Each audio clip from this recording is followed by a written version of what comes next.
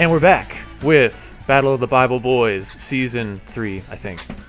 Mid-season updates, where you, our audience of 8, can check out, and all the other people can check out what's happening mid-season, how right and mostly wrong Isaac and I have been about everything, and what we're thinking in terms of who's doing well, how things are gonna play out in the end, and who's gonna win the league. Isaac, what are your thoughts been this year? This has been a humbling season, fresh off of winning the league last year.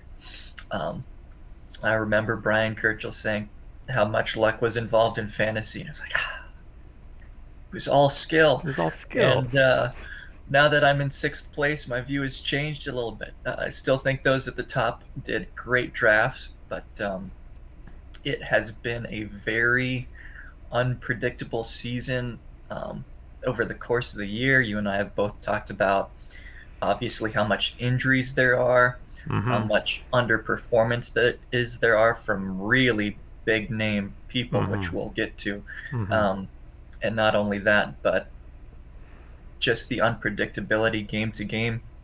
Smash matchups have not been smash matchups for the teams that you would think they'd be. We've Mm-hmm. had some big underdog upsets week to week, and it's just anybody's guess.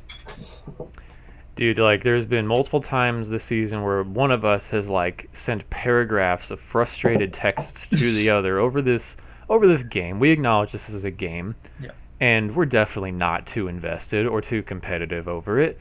No, we never do that. No. Um, but I mean, more than any season, I've realized how much. I mean, the excitement of playing this game. You can't be good enough at it to where you're going to predict what's going to happen. You just get to make educated guesses. Mm. And then you watch the game happen, and then the dumbest things, for good or worse, happen. And that's why we play. It's fun. Yep. It's fun to call your shot and see who's right and wrong. And we're going to start by going over each team top to bottom, and then we're going to make our in-season predictions, as well as now announce our dark horse contender for first place this year. So let's start by the person who got the most things right, Brian. Injured players, first place, 8-1 record, 1,087 points for, so he's actually the highest scoring team, and he's also very, very low, ninth place in points against. So he's had a very easy schedule. You do have to credit him, or take that credit away from him as well. Coming off his first loss. Was that to Shania? I think so. Put him in his place, Shania. Good job. Exactly. All right. What are your thoughts about Brian's team? Um,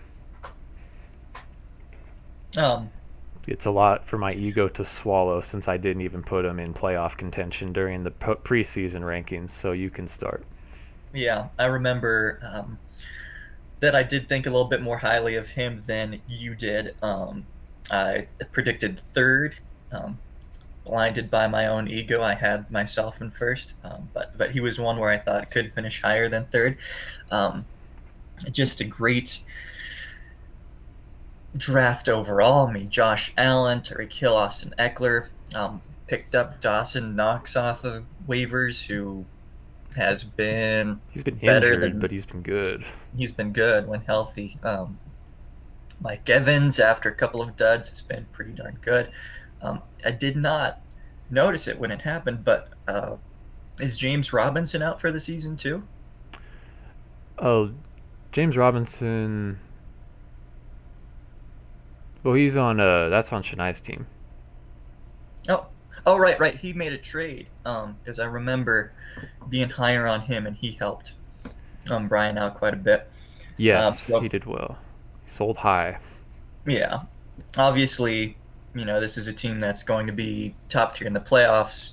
Mathematically impossible to, I think, even um, I don't know if there's any way that he doesn't finish his first, even if he loses most things from here on out. Mm-hmm. Um, they're still looking at this team.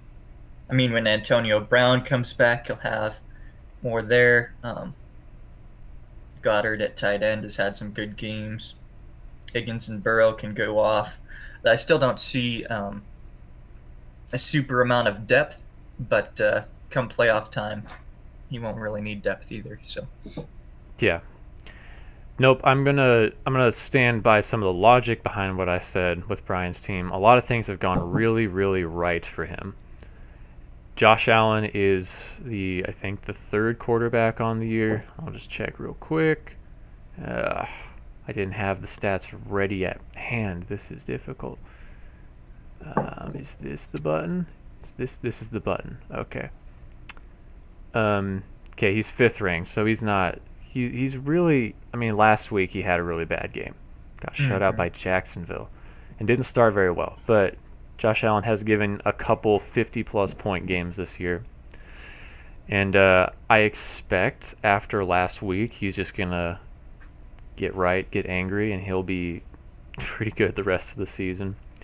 Tyreek Hill has had his boom games, and I think that's really the thing about this team is that I wrote down that Josh Allen, Tyreek Hill, Austin Eckler, and Mike Evans are all like these super high ceiling players. Yep. None of them got injured. Eckler's been really consistent. Evans obviously has games where he blows up, and he's just been able to have at least one or two guys come through every week, or his opponent not come through. T. Higgins hasn't been bad. It's been just kind of a solid one. He's there, putting up some points. He doesn't need everybody to be a boom player. Anyway, he's done well. Like, again, he's actually got the most points out of everybody for the season so far. So Brian has actually drafted very well, and I would say outperformed expectations. Mm-hmm. Why don't we move on to Jolene's Bhoys, who's on a 5-game win streak, racking up second place here. I think there's another 4 players. It's Mark Andrews, Mahomes, Deebo Samuel, and Jonathan Taylor, and things are going really in the right direction for her. I mean, A.J. Brown's finally here. He's off injury. He put up a couple 30-point games, so that's helped for sure. But, I mean, Mahomes started off really hot. His last 3 games been under 20 points each game. Like, something's going wrong. I'm not going to bet against Mahomes, and I think he's going to, if nothing else, go on his bye and come back and just, like, be a smash play the rest of the year. But, like, Mark Andrews is more points than Travis Kelce. He's the tight end 1 on the year. That's not predicted. And she picked him up pretty late, so I'd say that's like one of her best, the best people she drafted. Deebo Samuel turned into this complete workhorse wide receiver. He's been one of the best players on the year. And Jonathan Taylor, after a slow start, might be the best running back to have in football right now. Yep.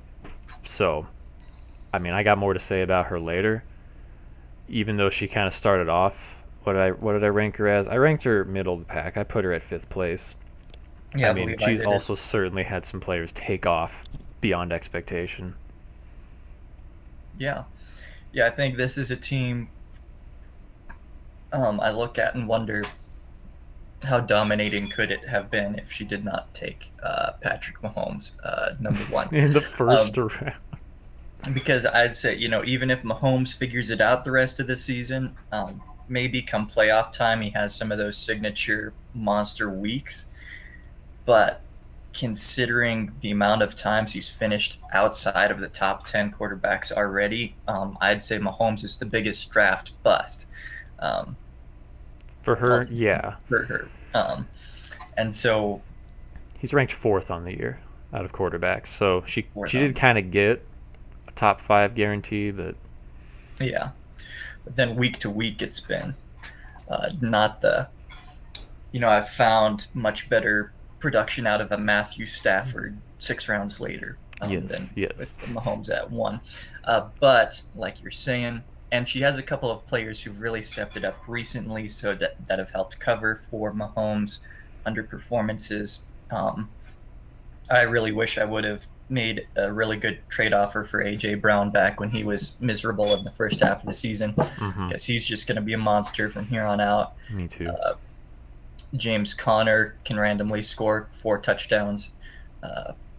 He's been a nice find. Like you say, Jonathan Taylor with Derrick Henry out is probably the best overall running back in fantasy. And yeah, I mean, when you have a team with where you can comfortably put DeAndre Hopkins on your bench and not really suffer any sort of drop off in production, then once again another team that's going to continue to do really well the rest of the way. Yeah, agreed. Do you notice that she has Josh Gordon and Mecole Hardman on her bench? I do. Yeah, that's again, heart wants what the heart wants, and I don't think Haley could really root for her own team if she didn't take Pat Mahomes #1 overall. That's true. And it's working out for her. Yeah. All right, next is Senaynigans. 2 wins on the last streak. She has the least amount of moves on the year, only 2 moves, sitting at 5-4. And she has the second highest points on the year. It doesn't matter if we're playing football or hockey. Or I don't. Doesn't matter how much Shania actually knows about the game or not. And I'm not saying she doesn't know anything. But it just seems like I feel like every time we play in a league with Shania of any kind, she finds like these incredible value picks that just go off, that no one could have predicted. So, #1, Cooper Kupp. Yep. Is playing better than most quarterbacks. It's ridiculous. He's got like 4 points of 30, or 4 games of 30 more points. It's just a cheat code. It's ridiculous. He's having the season Devontae Adams had last year. Yeah, he actually is. And the Tom Brady #2 overall value pick, if it wasn't for Cooper Kupp, I would call that the best pick of her draft. 100%. I mean, there's more to say. What do you got?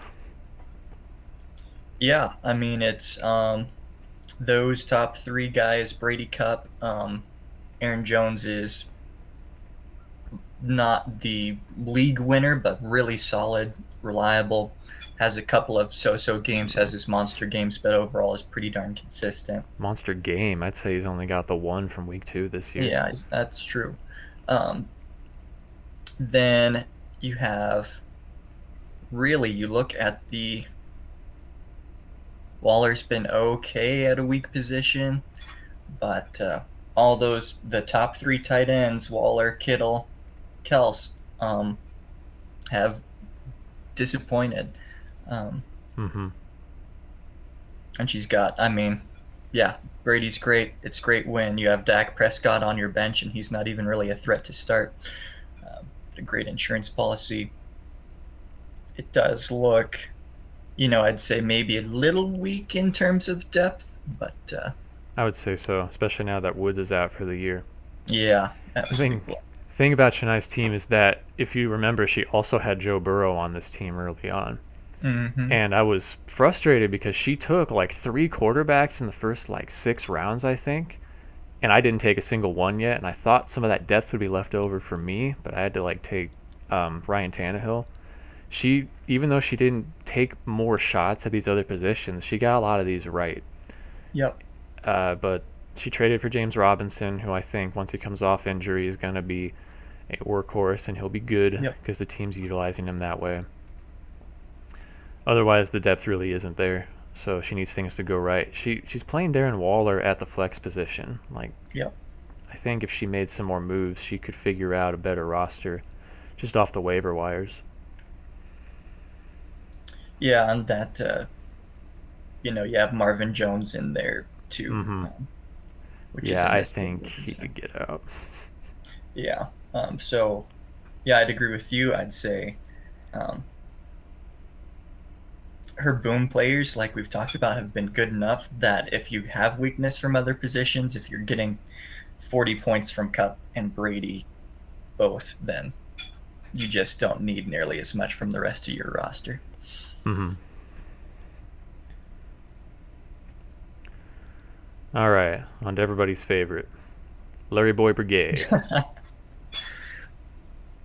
Underperforming my predictions, but hanging in there in 4th place. Yep. Third in points for, making 25 moves, tied for the highest in the league to stay afloat. You want to give your thoughts first? Yeah. We've talked about, at the beginning of the season, yeah, you've had your underperformances there for sure. I'd say moving forward, I like the spot you're in. We've talked about how some players have been really boom or bust this year, even just game to game. And so you've got one of the few with Najee Harris. That's been one of the few like running backs you can count in Yeah. week through week. Cordell Patterson has been a great find. McCaffrey's back now. Kittle's back now. Really saved yourself with the move for Lamar Jackson there. Mm-hmm. Tyler Lockett's still randomly going to have a good game, but good luck predicting whenever that's going to be. If I try to find it, I'm going to not make playoffs. Yeah. Yep. So you've got some depth on your bench there as well. And so, not maybe not going to finish in the top 2, but definitely a playoff team still going to stay in the mix. Yeah, I think it would be hard, especially if I'm going to lose to Brian again this week. Yep. Thank you, Miami. Another example. Yeah, I mean, post preseason, I predicted I would take 3rd, and I think that is still definitely in the range of outcomes for me. Mm-hmm. Kittle and McCaffrey got injured again for most of my year, and it's just been like piecing it together. But I've been making a lot of moves. I love my depth. Yep. Just tooting my own horn here. I love my depth more than any in the league. I think I'm going to be just fine. I am at risk of putting points on my bench, if anything. Yep. As long as things go right. I mean, I think a lot of it depends on Lamar, honestly. To me, I think that last game, there's going to be some changes, and Lamar might need to enter carry mode for a while. I'm kind of thankful, if anything, because now they're not like locked into playoffs anymore. They're like losing their division pretty bad. So yeah. I'm hoping for the wrath of Lamar to come back and for McCaffrey and Kittle to stay healthy. I have this fantasy where I'll go through my playoffs and I'll put Patterson on my wide receiver position and I'll just go 4 running backs. There you go. Mm-hmm. Very nice. Just wait to have your Wrath of Lamar week against someone else. I'll never forget that game against the Colts where I had like 85% chance of winning at halftime of the game, and then Jackson scores like 50 points. I'm just going to pull that up real quick for the happy memories. Looking at all my losses. Oh, yes, I remember that. Thank you, Lamar. Your team, a lot of underperformances. Stafford didn't come through. McLaurin didn't come through. But, and I had everyone who came through was on my bench, including Hollywood Brown, who had 30 points and could have won me the game. So yes. Poetic irony there. And 61 points from Justin Herbert. But I will not continue to bring up these traumatic memories for you. Why don't we go on to number 5, the Chiefs suck. I take full. I called this team a troll composition at the beginning of the year. But the truth is that Matthew's been making moves. He's been adjusting his lineup throughout the year. He's pivoted where players have not been performing. He nearly dropped Nick Chubb onto the waivers. And we got to credit Brian Smith, who was a good man and put in a waiver claim for Nick Chubb, but told me he was doing it and said maybe you should undo that decision. And I decided that I'd put on the can't drop list, and I put Nick Chubb back on his team. I think Matthew's done a swell job. Honestly, Jalen Hurts has been coming through is one of the best quarterbacks to have in the league consistency-wise. Gronkowski was on fire for the first few games, which helped him a lot. I'm having a hard time figuring out, besides Jamar Chase and Nick Chubb, where all his points are coming from. But Yeah, he's that's done well. I mean, he has more points against him than points for him, so I think you might have to credit a lot of his success with the matchups. Perhaps barely winning a lot and losing by a lot when he does lose. yeah. I would agree with your assessment there. Definitely moved beyond the predictions we had. This is one of the weeks just after an underperformance by Kaseki, only projected to get 84. So the kind of a low floor team, like you're saying, besides Jamar Chase and Jalen Hurts, hard to necessarily see where a ton of points are coming from. But he's hung in there, so hard to bet against Mm-hmm. when you've already bet against someone and lost. So we'll see. Well, Mike Gesicki's been pretty good. When I'm kind of looking through some of his players.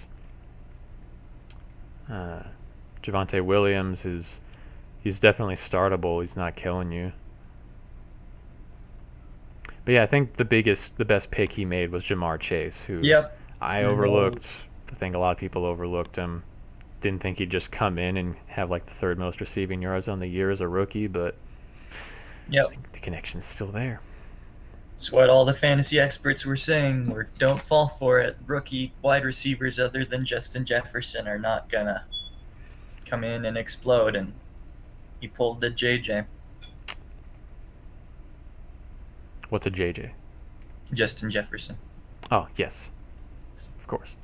As those close to JJ call him. Yep. All right. Never truly gone. The defending champion. You can start off this one since I'm biased. Yeah, 4 wins, 5 losses. Probably some matchup poor luck because you've got. I mean, I think you're 5th for most points. You definitely have a lot less against you, like a good 100. Making only 4 moves this year. Not that you're not trying. You are like, I think you just like your players, but what are my thoughts? I mean, truthfully, I think a lot of underperforming and inconsistency has happened, and yes, leaving players on the bench. You've left a lot of points on your bench. I wonder if I can find that stat. I'll look it up while you talk. But yeah, so I'm interested in the official numbers. I know a couple weeks ago when I lost to Jolene's Bhoys, that it broke it down in terms of she had left 250 points on her bench during the season, and I had put 750 points on my bench in the season. So that is a lot. I went through out of curiosity week to week, and I checked for both how things would have been differently if both my team and the team I was playing put our highest scoring players in the lineup. Mm-hmm. And if we counted all the points from starting lineup and bench. And if that was the case, I would have won. I'd be undefeated. If there was no bench and every player you had was active, I would win every week. But somehow I have magically made the wrong decision on players every week. Another example, now that I have Stephon Diggs on my bench, he's probably going to have a great game. Thought Brown he's been more reliable than any of my other wide receivers, and he goes out and has single-digit score against what had seemed like one of the worst defenses. So looking at my team, Kelsey, after the first couple of games, has not been the reliable Kelsey, especially with the underperformances by the Chiefs. Terry McLaurin is either going to score no points or 30 points, and you have no idea which is going to be which. Stephon Diggs, you'll never hear anyone saying bench him. Mm-hmm. When you listen to the experts. However, he has not had a single Stephon Diggs game from last year. He's got the high floor of he's going to score over 10 points, but he's never scored. He's had one 25-point game, 122, and other than that, it's like 15 to 17 each week. So very disappointing. Matthew Stafford was my best overall pickup. DeAndre Swift and Darrell Henderson I thought were pretty good values at running back. Ezekiel Elliott's been consistent, but Swift and Henderson, you cannot tell when they're going to go off or when they're going to bust either. So Sutton's had some big games, but you also never know when those are going to be, and that's going to go down with Jerry Jeudy back. Mm-hmm. Herbert's been a bit up and down, can have really big games, though. Stafford had been my consistent guy and then goes and lays an egg against the Titans. So it's just, it's still a team where all of my, besides Diggs is going to finish middle of pack. Noah Fant's only an insurance tight end. Mm-hmm. But most of these guys are going to finish towards the, top 15 in their positions. I just have no clue when to start who. And that's shown. Yeah. And how could you? I think your decisions have been sound. Do you know that Matthew Stafford's #1 quarterback on the year with our scoring format? I thought he'd be up there. I knew that. I'd checked, and he tended to be top 1 or 2. Yeah. Yep. I mean, your team is incredibly scary. You got depth. You got great players. But I was looking back through your matchups. I saw that, you almost beat Brian, our #1 team, but, you had 4 players with 20 or more points on your bench. Yep. And always 2. I think I've had 2 with single digits in my lineup every week as well. So, yeah, I mean, I'm scared enough of you that I'm not going to give you any advice. I just feel bad for you. Yeah, I think I got spoiled last year. I mean, I had Devontae Adams. I had Alvin Kamara. Alvin Kamara.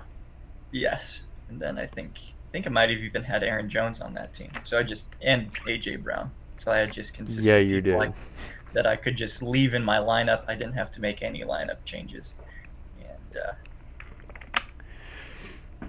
And we both projected you to win the league, so this is definitely a bit of an upset for your team. My strategy has changed in terms of now my hope is that I just hang on, that I sneak into the playoffs, and that I finally magically make the right lineup decisions with the right voodoo. I think I've only had 2 130-point weeks, and I think I've lost both of those weeks. Ouch. And none of my 150 type scores that I had last year. So we shall see. We shall see. Okay, Sarah Luz. Not losing that bad. Nope. But this is currently, everybody from this point on is currently not going to make the playoffs if they don't move up in the rankings. So Sarah Luz is 4-5, just below you. She has, she's got the 7th most points on the year. She has the second most points against her, second to Brian Jim's Whims on the year. Got a 1-game win streak. Do you want to start with this one? Sure. I mean, looking through, I'd say her value pick that's really, I don't even know if she even drafted it. Might be a value waiver wire pick, but Pittman has been a great find.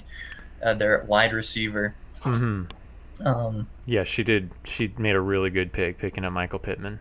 Yeah. Jefferson and Kamara have been solid, but they have not been last year's versions of themselves. Rodgers has gone back to only being good enough to win each game, but like not Mm-hmm. necessarily have you those league winning weeks like last year. Yeah, like 2 years ago. That's why I didn't Yeah. draft him last year, and then you just decided to. Yeah, I don't know. It's just frustrating. Yeah. Um, Antonio Gibson has been a bust, Oh, unfortunately, on a yes. bad team with injury issues, or they inexplicably pass it to McKissick instead of him. So it's always, it's not a good sign when you have Melvin Gordon at running back. Not going to necessarily lose you weeks. He's going to get around 10 to 15, but not the type of high ceiling player you need to win weeks in this league. So Mm-hmm. I know Kamara's out, but looking at this lineup as is, they haven't needed to pass in Dallas as much as you thought they might at the beginning of the year, even though Cooper is still been pretty solid. Um, Mm-hmm. but I don't know if this team is going to outlive its name and be Sarah win instead of Sarah lose. Yeah, things are definitely a little shaky. I think the Allen Robinson the second. Yep. Uh, I remember that pick. She could have had Stephon Diggs, but Uh Stephon Diggs was like questionable for injury. I huh. think I think that's what caused her to pick Robinson, and no one saw this coming. Nope. I mean, this is terrible for like Yeah. a third round pick. This guy's on like you can't even play him. No, you can't. And yeah, Gibson. Um, I have Gibson in like two other leagues, and I thought he was going to be a lot better, and he is like just not being respected by the team as one of the better players. I don't know. There's a lot of underperformance on this team, unfortunately. Yep. I think I think she's got what it takes to hang on and get to playoffs. I mean, there's a lot of good stuff here. I mean, Rodgers can still go off Yep. if she chooses to play him this week against the Seahawks.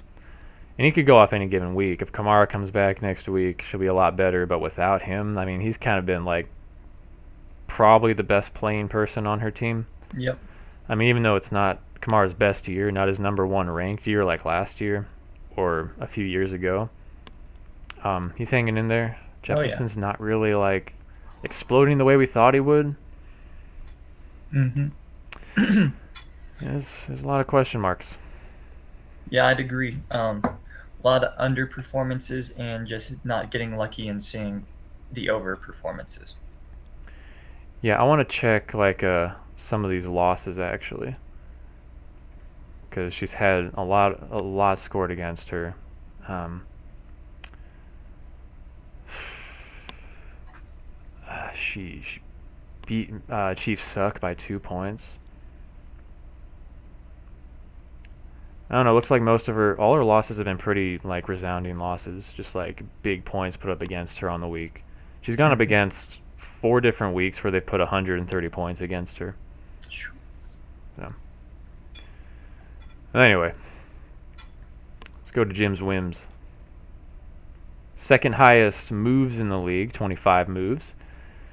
Brian is paddling hard to get out of 8th place.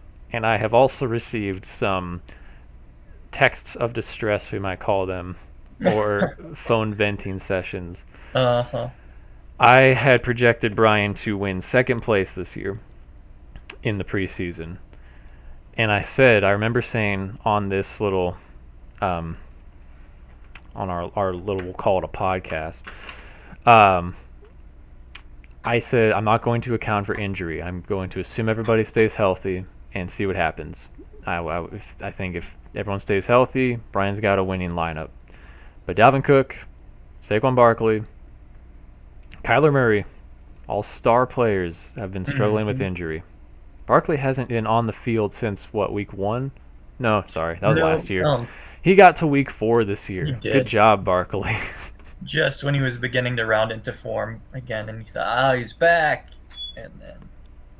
Yeah, it's hard not to label him as injury prone. No, yeah. But I guess like somebody unfairly stepped on his ankle, and it wasn't him, but whatever. Brian's been having bad luck. I think Hawkinson got off to a really good start, and then he played him the next 3 weeks or something for like the 3-point, the 4-point, the 8-point games. CeeDee Lamb got off to a really slow start and hasn't been very consistent. Had only one game that was really like an explosion.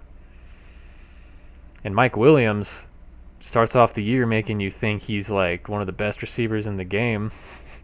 And then Brian's been playing him every week, and he's put up single digit, got 11 points last week. I mean, I just feel bad. I think if I had Brian's team, I would be in the same spot. Yep. Oh, and Sam Darnold decided to stop being good, and so DJ Moore became a complete bust. Yep. Just a lot of things have trended the wrong way for Brian.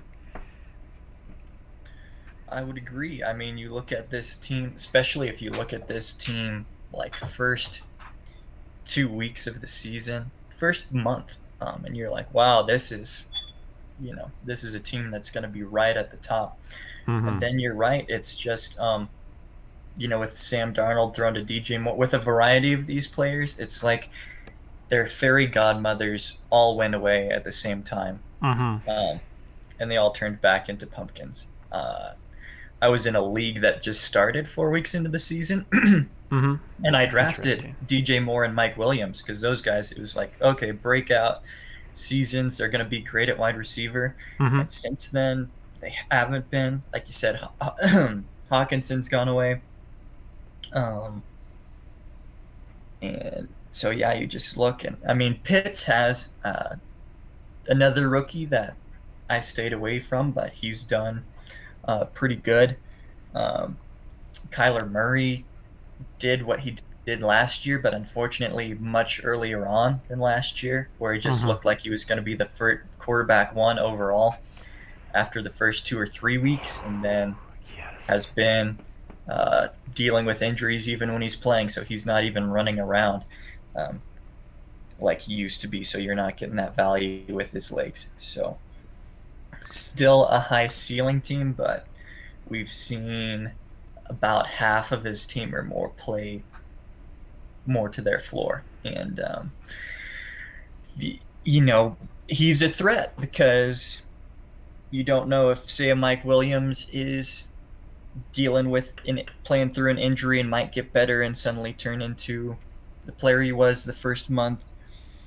You don't know if Barkley's going to come back and pick up where he was at week 4 or take time to get back to where he was.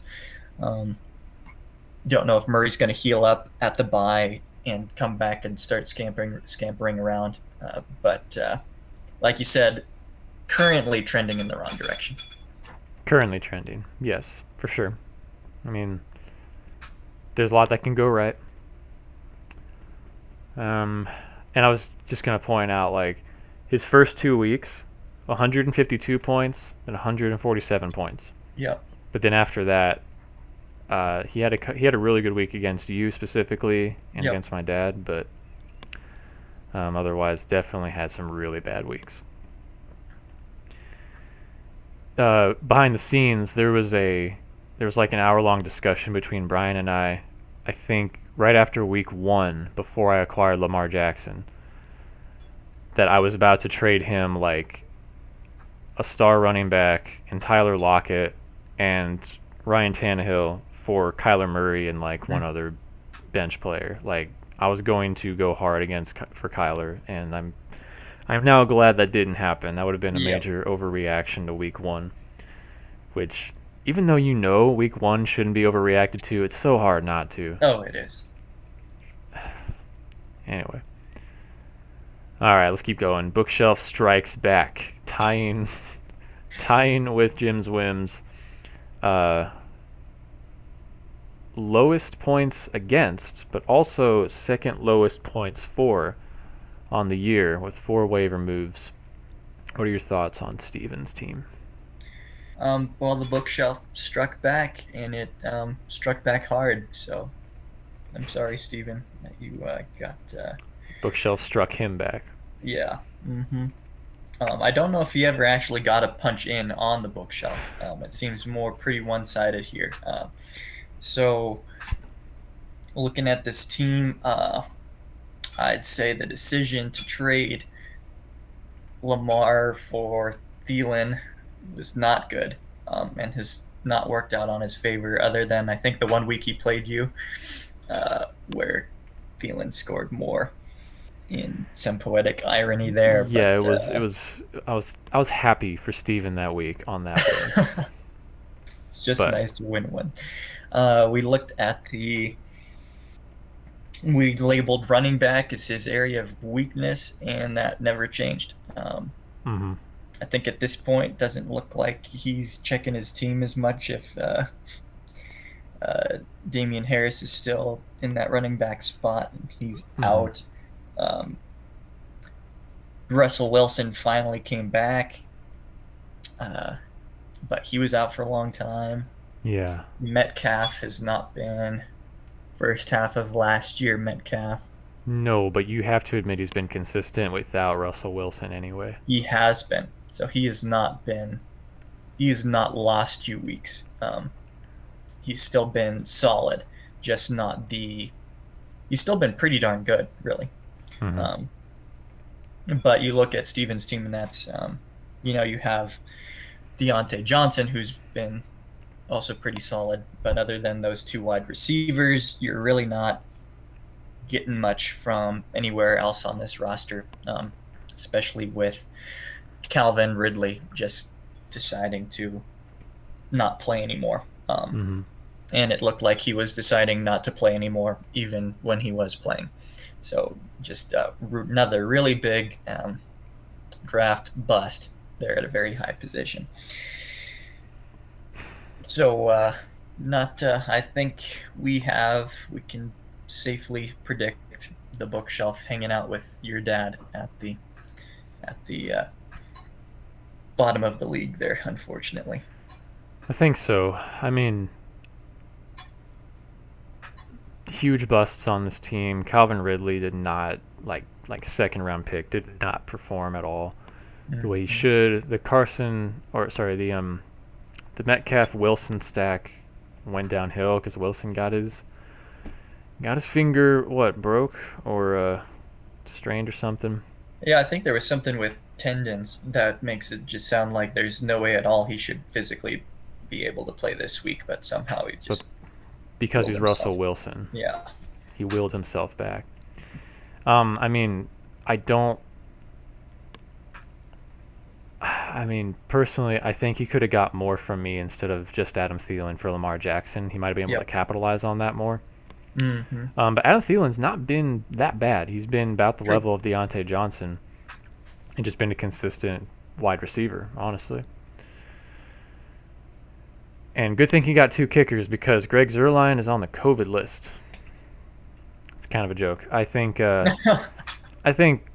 there's been some good things. Like Damian Harris has not been that bad. He's actually outperformed what I thought he would be. True. And Carson Wentz, over the last 5-6 weeks, has been very consistent. Yeah, he's been a good stopgap to replace Russell Wilson. Between 27 and 32 points every single week, so you kind of know what you're getting with him. But yeah, I think some moves could be made on this team.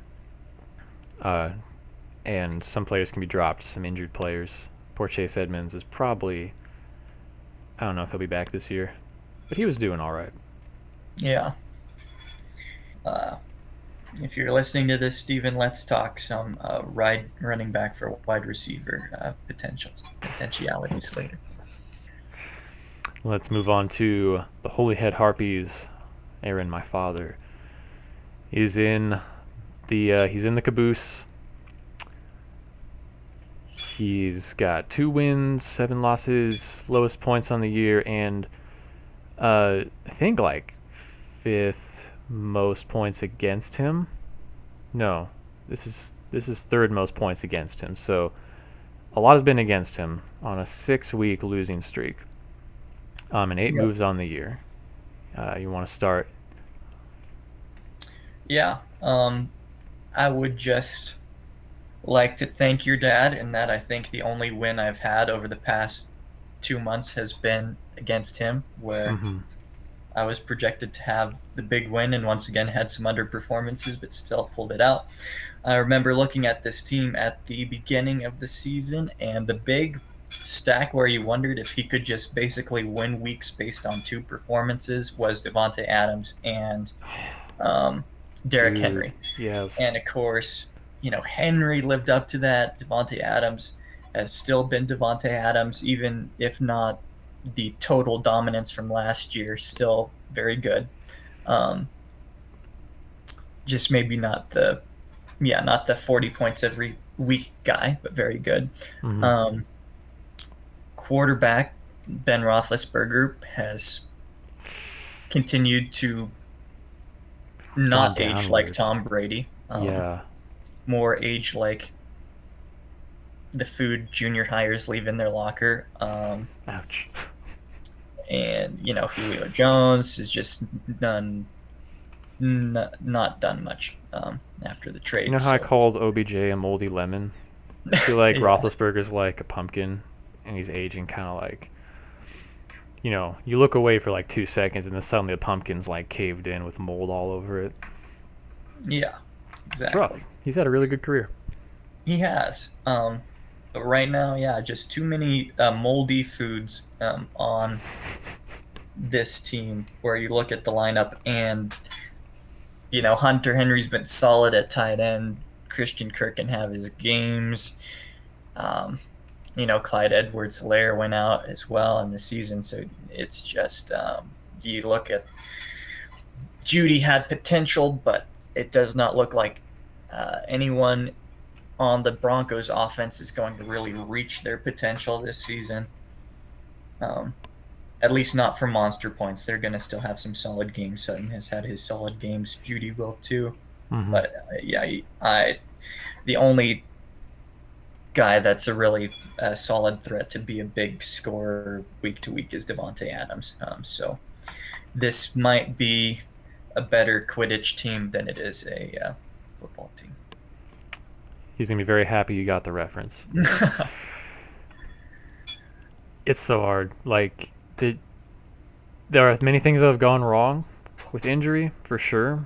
Like Derrick Henry was the only hope I think he had to come back. If he had Derrick Henry right now, I wouldn't put him out of playoff Yep. contention, Mm-mm. honestly. But the quarterback situation has plagued him all year. He was starting Jameis Winston for a while. Yeah. Ryan Tannehill, even without Derrick Henry, hasn't done too much. Mm-hmm. I think there are some trap players on his team. He's trusting Myles Gaskin. Julio has been, he's on IR again. Yep. Freaking Julio Jones. I don't know, man. I don't know if he'll be back. But Yeah, and correct me if I'm wrong, but he didn't really have um, any big performances even when he was healthy. I guess he did have a good week too. He had good week 22 two. points. Yes. And then other than that, it's been one 12-point game against the Bills, and everything else single digits. So, yeah, Yeah. he did not seem to appreciate the move away from Matt Ryan. It's so maddening in fantasy football how you can get players that have an amazing year, and then next year, even if like they have the same circumstances or things shouldn't fall off, they're just Mm-hmm. done and they never come Yep. back. Yep. It traumatizes me. It gives me abandonment issues, man. Very true. Yeah. All right. Any closing thoughts on the teams before we go to our playoff predictions? Um, I would say my closing thought is really maybe um, the last two teams, unless Steven can pull off some brilliant moves to get himself back in there. Um, 9 and 10 are going to be tough to get back into it, but you look at like 2 through 8.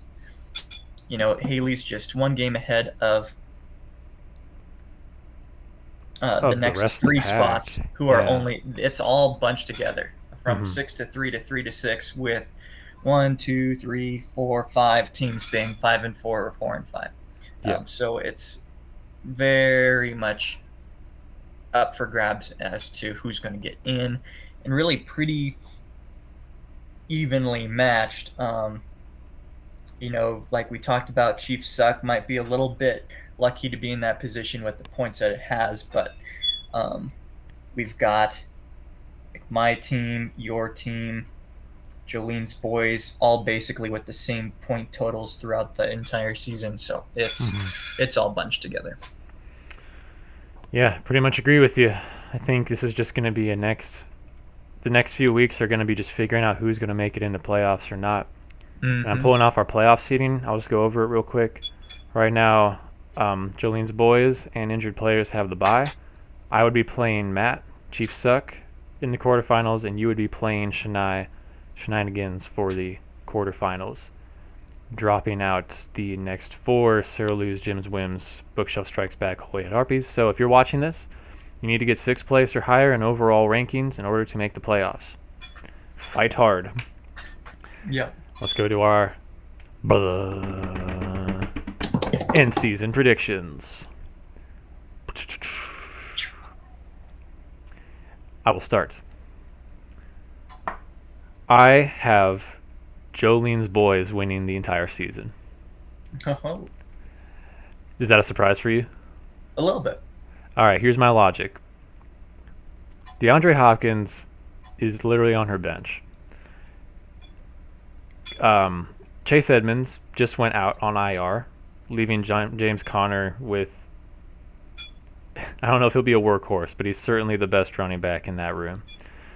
I think all 7 of the players in her roster right there are on an upward trend for the rest of the season. I think Pat Mahomes will figure it out. I'm not going to bet against him. A.J. Brown's got the team to himself. Mark Andrews is back being the tight end 1 and wide receiver 1 for Lamar Jackson.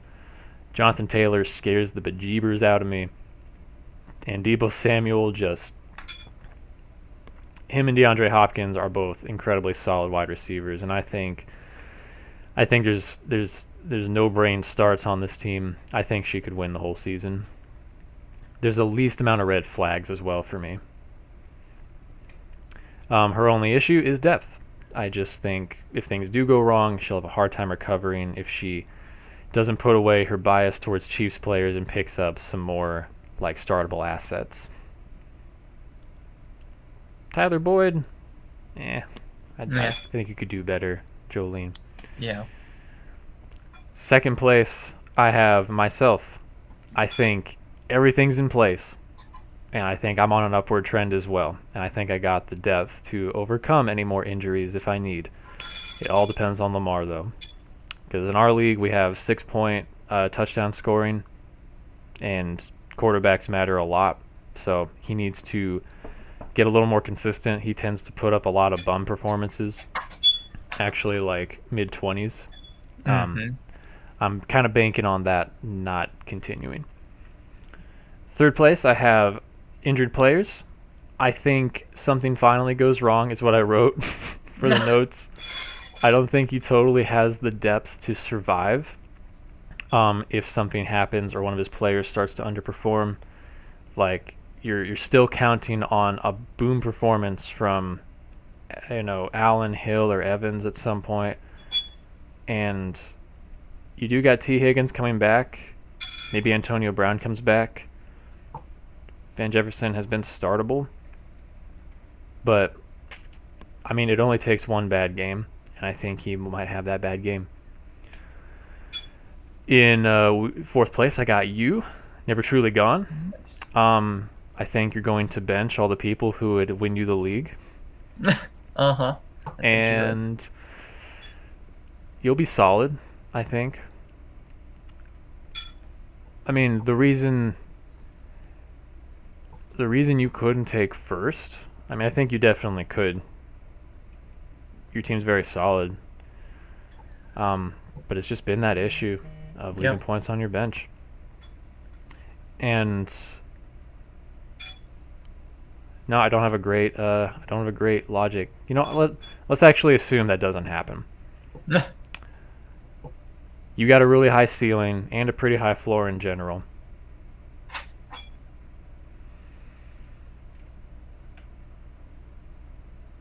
On air, I'm kind of like rethinking my ranking because it's not fair to be like you're gonna bench your players. It's kind of a joke. Who knows, man? Yeah. I think the inconsistency on your players just might hit you. Yep.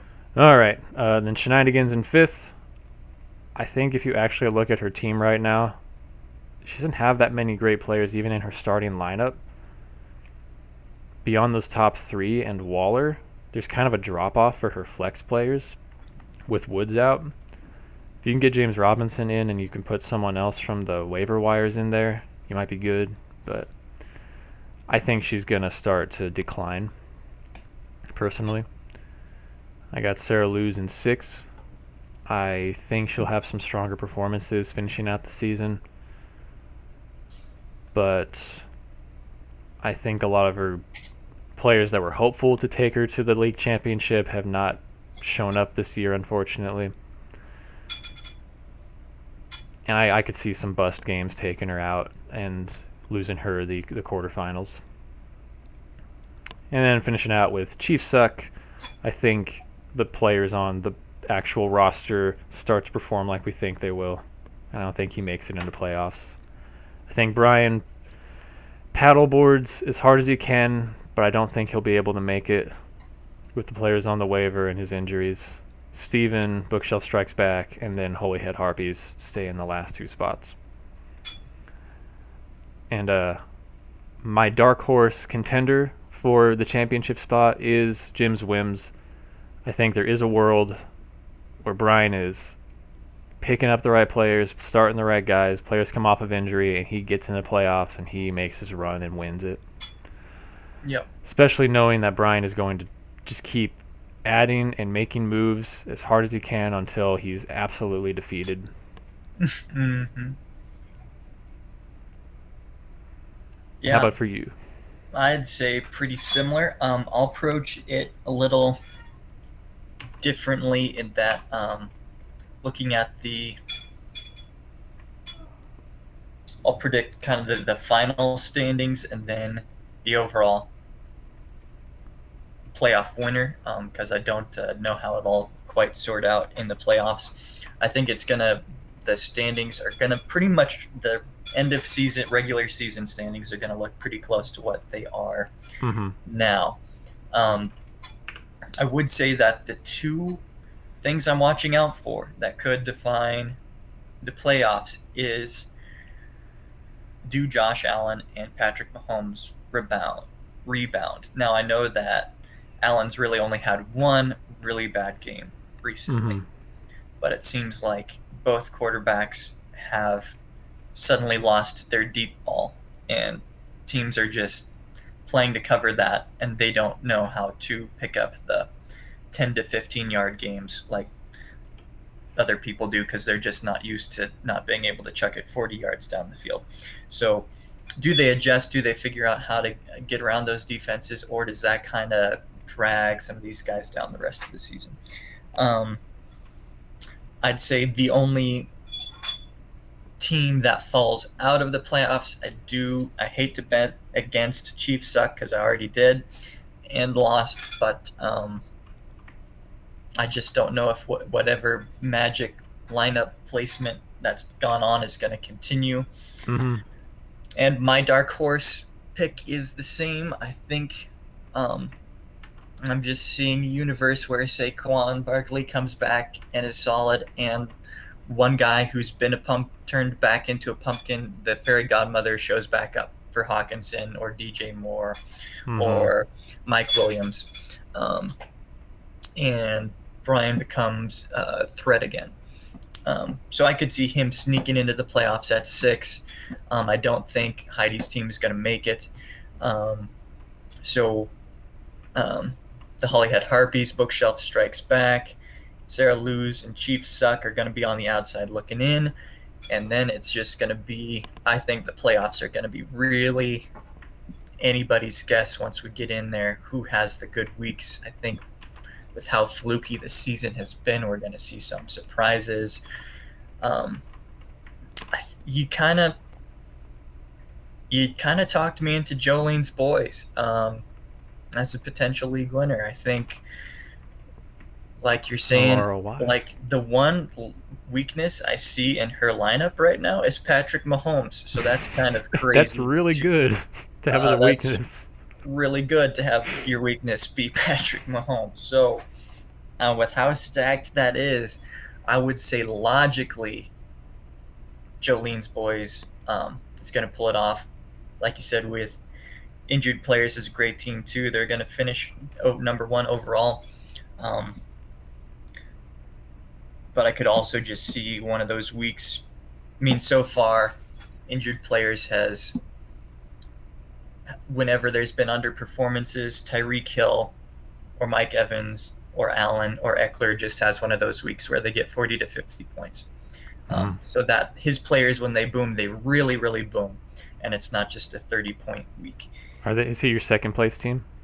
I would say. What's the order here? So I've been talking more logically, but okay. I'm just going to go off of my gut here, because I'm going to say that the logic is going to get thrown out the window in the playoffs. You counteracted your gut when you said you weren't gonna count on me starting the wrong players in the in the final week, but I'm going to go off of just random predictions, emotional, whatever. I think Senaynigans is gonna have monster week from Brady and Cooper Kupp and some other random people in the final game and somehow win, even though she doesn't really have a last good flex person, even with Robinson back. Like you said, there's weakness there. There's no depth. Somehow it's not going to matter. Yeah. And she's going to get 3 players who combine for 50 points and 50 points each and somehow come away there. Jolene's Boys in second, like you were talking about. Injured players in third. I'm going to have, like you said, your team. I still think that out of the teams in the league, your team and mine have the best overall depth. So I think we're going to finish 4 and 5. But which one of us gets 4th?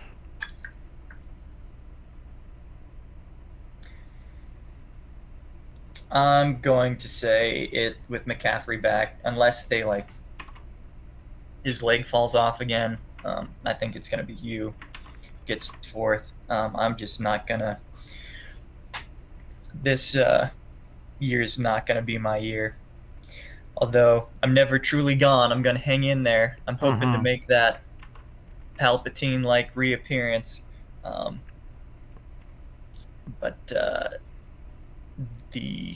I don't know what ritual sacrifices I need to make, and if I make the right ones, maybe. But I'm not gonna count on somehow figuring out how to expect when people have good weeks. And then my dark horse pick, Jim's Whims, sneaking in there at 6 and potentially making some noise in the playoffs. He's not that many wins behind to make playoffs. I think he can definitely do it. No. But too many more bad performances and he won't have a chance to get in. Recover. How many weeks are left of the regular season? Regular season, I think the final 2 weeks are playoffs. No, 3 weeks are playoffs. And that's playoffs happen. Okay, week 14 is the last regular season week, so we got 5 more weeks. 5 more weeks, including this week.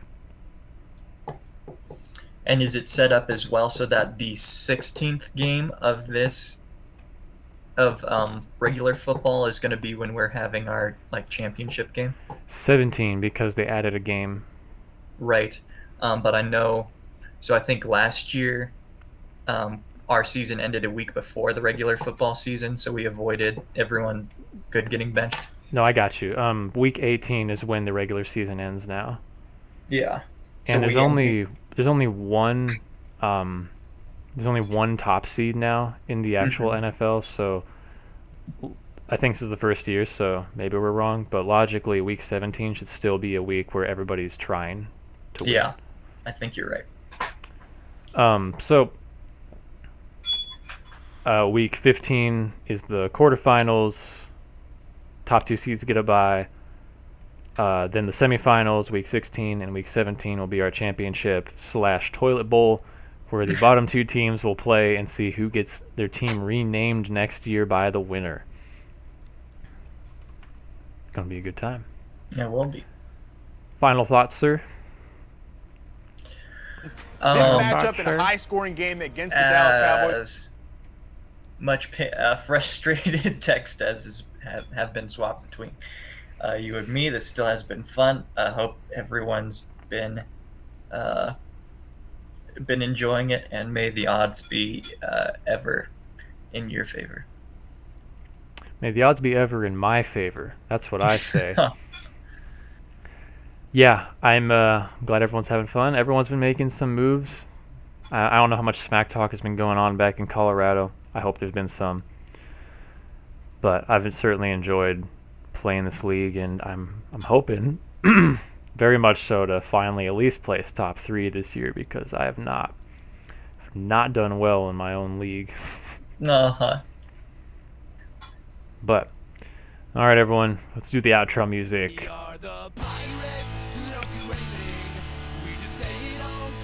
We'll be back with an end of season review in a couple months. Bye-bye. Bye now.